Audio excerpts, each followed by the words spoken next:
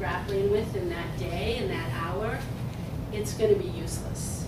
You can say, oh, you know, we have a 3% conversion rate. Well, great. Or bad. Where are they dropping off? See what I mean? So visualizing data is an art. And this is a really exciting field, in my opinion, that Edward Tufte from Yale University really made sort of commonplace. I don't know whether you've ever been to a Tufte course. He's an amazingly brilliant man and gives an incredible 1-day or 2-day workshop. And what's incredible about it is he gives very specific examples of how visualizing data can change people's lives in terms of criminal court cases, in terms of NASA, you know, figuring out the O-ring disaster of one of their rocket ships. I mean, this man is really helping change the way in which we think about data in the world by visualizing it. And he underscored for me the importance and ethical importance of researchers in terms of how we display data. Is just as important as how we collect it in terms of legal ethics. So these are two that I think are really colorful, but they're also very content-driven, right? Again, I don't know the particulars, but I picked them out when I just did a Google image search on data visualization. And it looks like this is giving you, at a glance, an overview of the industry, because the size of the bubble reflects the data down here. It's very, very useful. If I were just to see this bottom part, that doesn't come across, does it? I mean, you might see, okay, that's Facebook is the biggest, you know, AOL is the smallest, but this really gives you a map that you can glove onto. Same with this. I think this is a Ford dealership, I forget actually. But you're looking at SEM campaigns are up clearly, website down clearly, at a glance, right?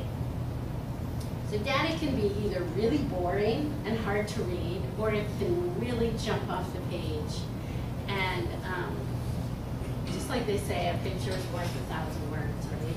It's so true. People don't want long, boring research reports. They want sound bites. And so in the last few years, I hardly ever write a full report unless a customer really, really, really, really, really wants it. It's just, it takes too much time to read it.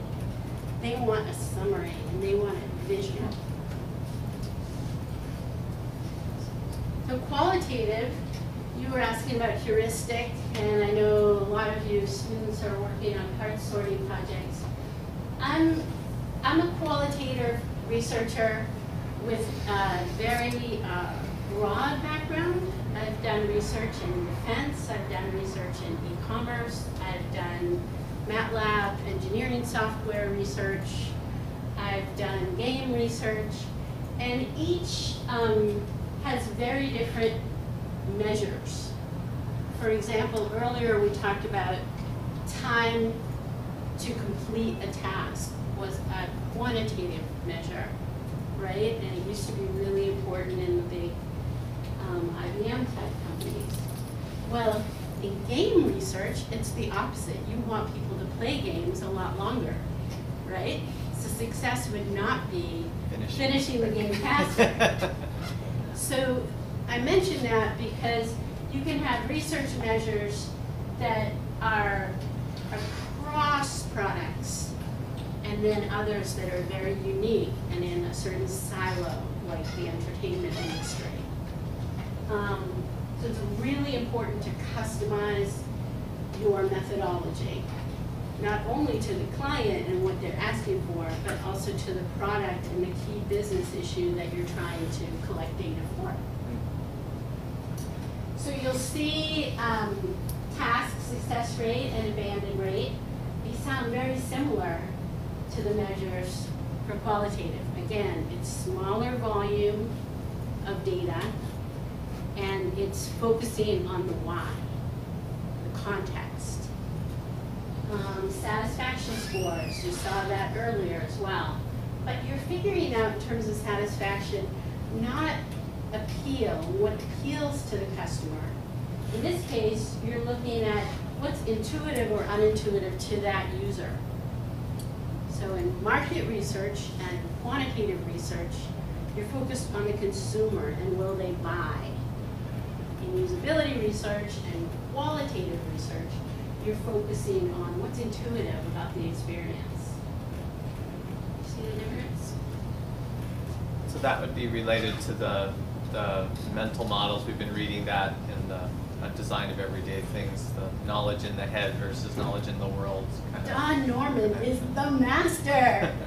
And that's my passion right now, is emotional design research, which he's the guru in. You know, not only what makes things intuitive, but what makes it an immersive experience. You're in the process of this game and you can't stop. What is that about? You are there for hour after hour. You're not eating. It's so much fun. So the emotional aspect of a site, whether or not it's buying a book that you really, really want and getting it used for half the price and getting it shipped to you next day, that can be an immersive experience. Or a game, but you need it to be intuitive, and in order to figure out what's intuitive, you need to observe, not ask.